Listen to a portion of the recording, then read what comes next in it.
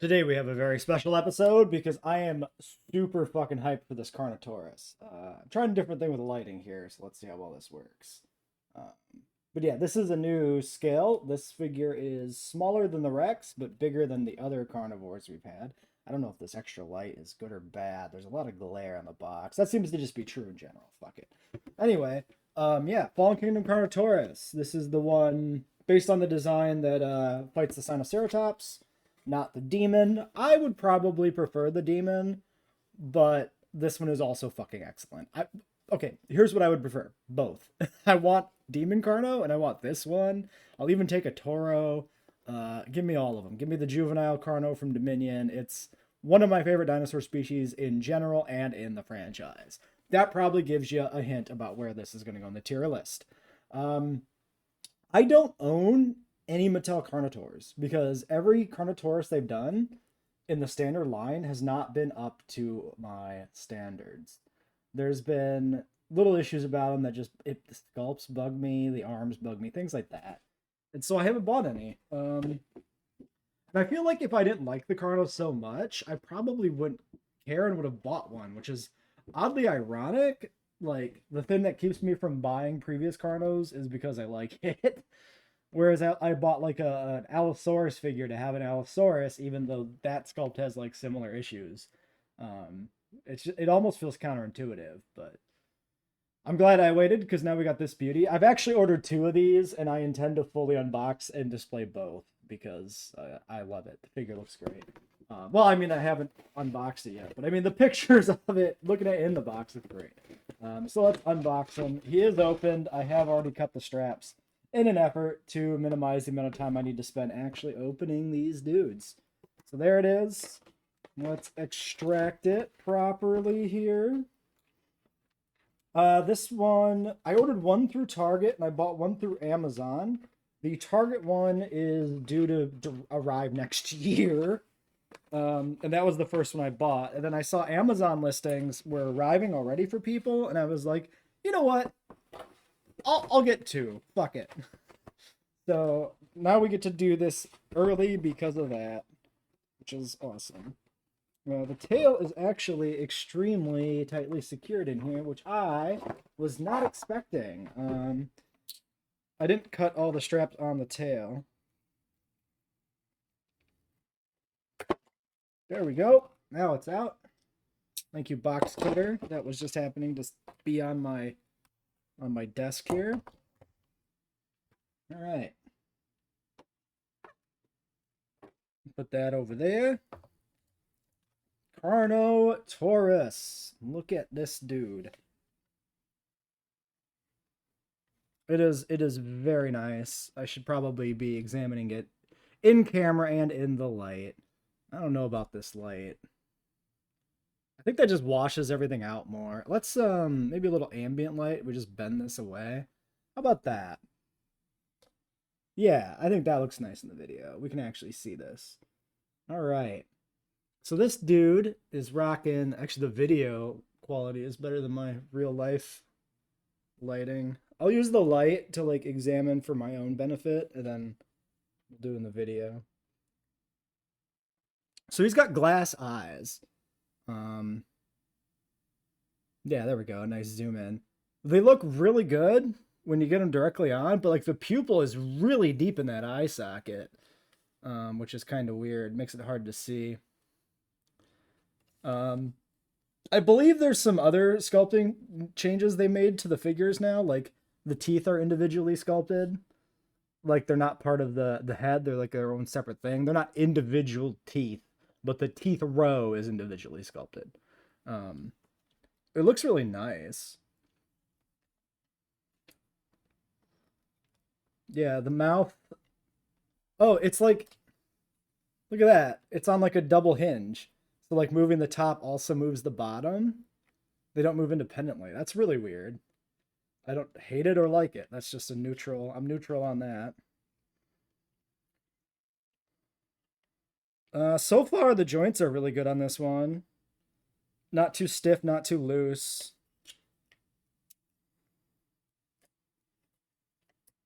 The hip here is like a ratchet type joint. The ankle's a little loose, like this one right here. This is probably the loosest joint. It's not the worst. I think it's loose enough that it might creep down over time. Um, so that's definitely something I'm gonna have to watch out for. Bendy tail in the back. Front part is solid. So we're doing one of those again, where it's like the 2-section tail. I think it's, I don't know, kind of a wash. I don't really hate or like the 2-section tail thing.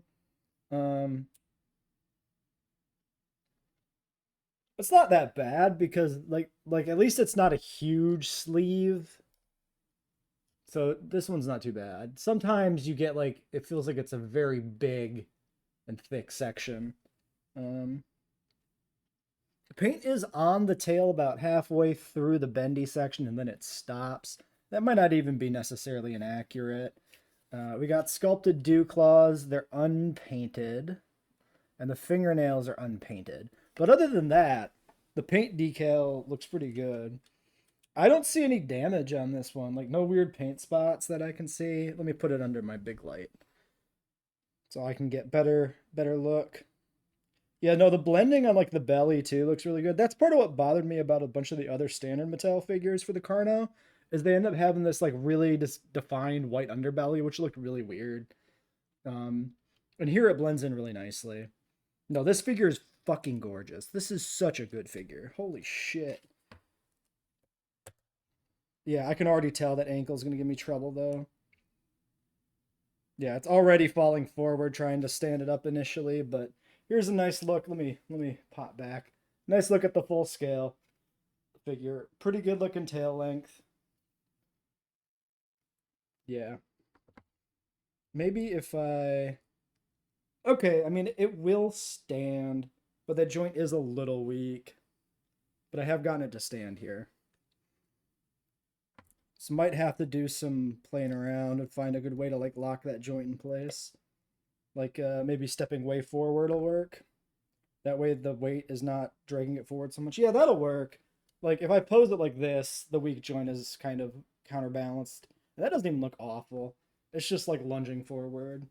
The a nice thing with this one I'm noticing is the way the detailing on the thigh and the body is set up. Like you can pose this pretty freely and not like really break up and ruin the pattern. Some of these figures, like that's a big issue.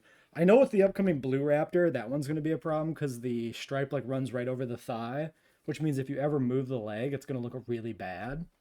And I can't remember. Yeah, the Corythosaur has a little bit of an issue with that. Maybe the Pachycephalosaurus. So it's been like a recurring issue where like the articulation and the paint scheme don't really support each other.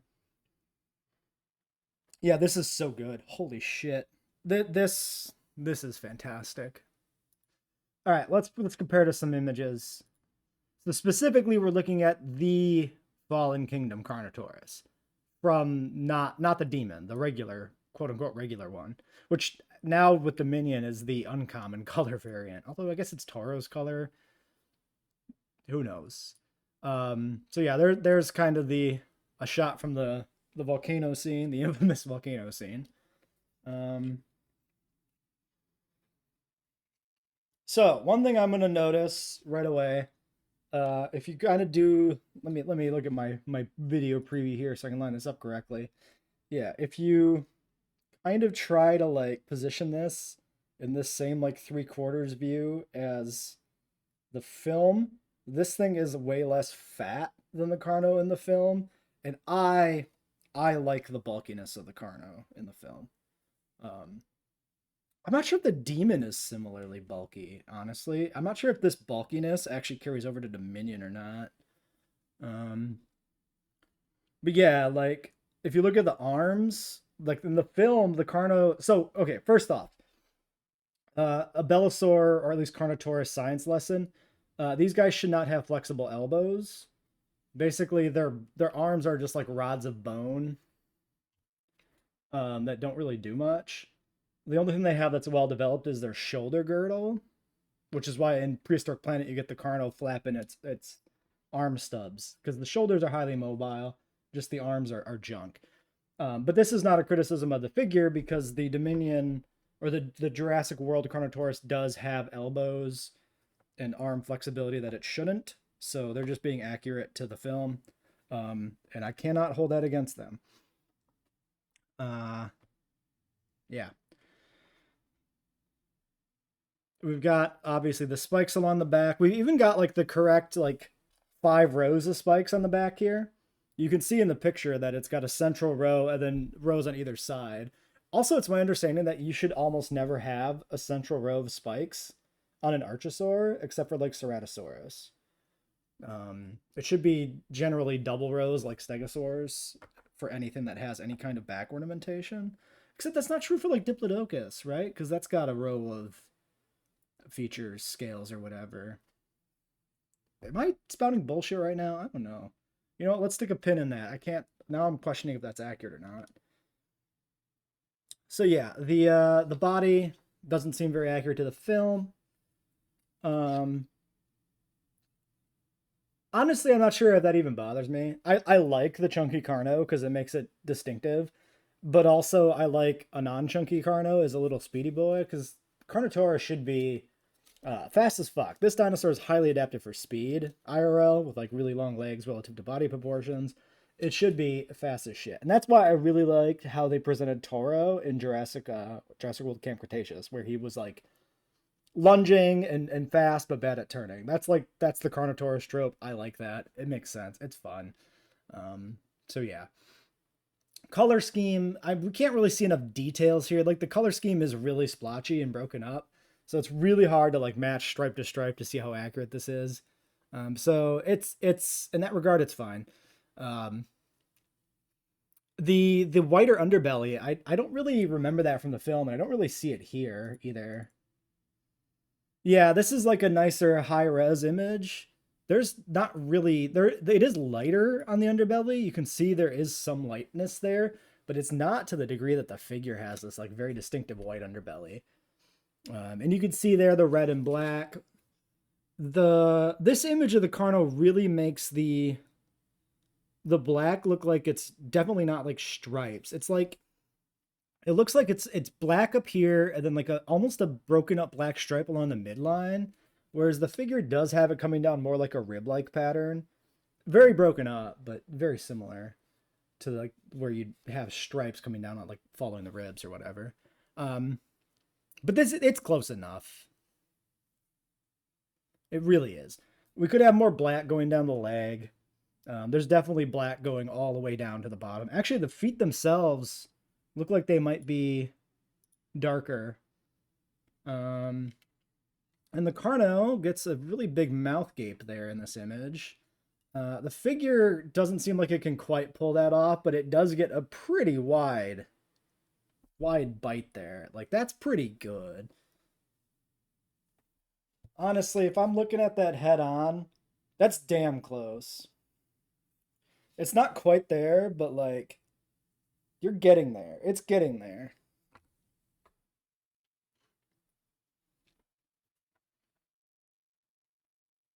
Honestly, even like the mouth detailing, like look at the molding of the plastic inside the mouth. That actually like matches this image pretty well, which is very surprising.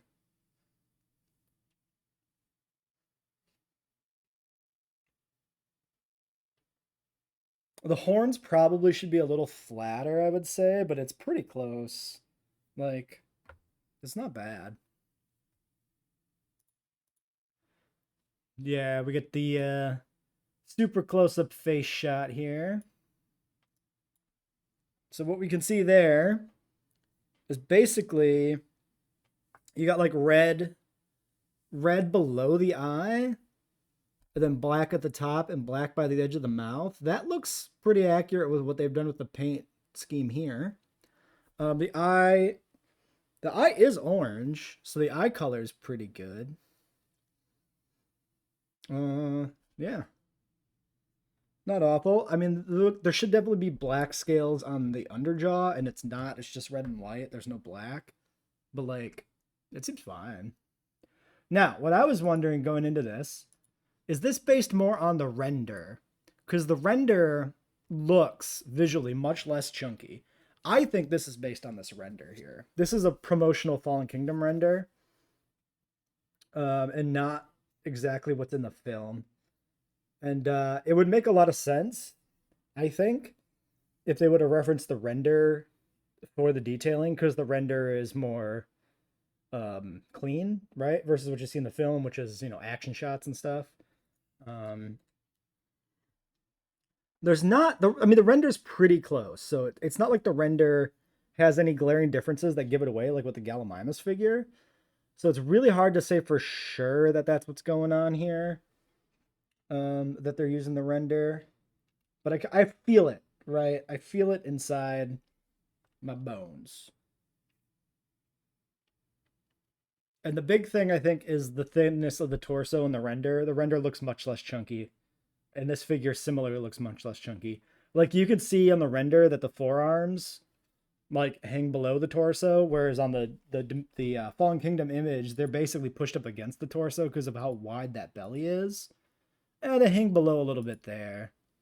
Maybe that's more. I think the arms are a little bigger in proportion to the body, mostly because the body's smaller here, but it's not as big of a difference as I was thinking, maybe. Yeah, still more of a creamy underbelly on this too. Like especially on the tail, you can see this lighter section coming down here.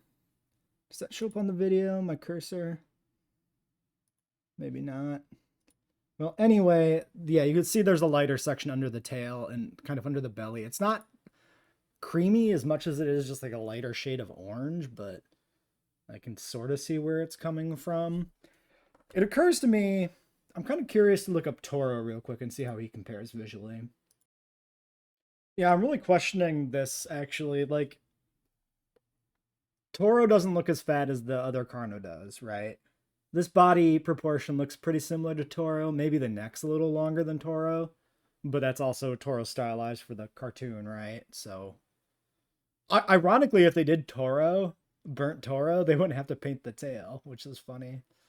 The other one we got here for reference image, we do have a picture of the Dominion version of the Demon Carno. And again, I think this guy looks a little bit thinner. I would say that also his neck looks probably more stubby, but it's also an awkward angle to try and really see that. How big the neck seems like it ought to be. Maybe. But yeah, the demon definitely looks leggier and less chunky than the Mount Sibo Carno. So I don't know. That's a hard call if it's not if it should be a little bulkier. I think it should be a little bit bulkier. Like this one still looks a little bulkier than this, I think. Not much, but yeah. Well, there's at least a comparison to the iterations of the Carno from Dominion and Camp Cretaceous. I still think probably this render is the main inspiration for the design of the figure specifically, but it's close enough to the real thing that I'm happy. Let's rank it. It's the best. It wins. It's the best figure. This is the new king. Yeah. This is our first Hammond collection figure that has overtaken the Dilo from Amber collection. And well, given that Amber collection is discontinued, then that puts Hammond collection officially ahead of the Amber collection, which, to be honest, it was already ahead just because of the averages, given that there were, multiple S tier figures previously. But now, yeah, it's got the highest S as well. Fantastic figure. I'm over the moon. Love it. Give me a demon repaint. I don't even need a resculpt or a broken horn. I'll just buy a fucking demon repaint. I don't care. Yeah. Fantastic. Love it.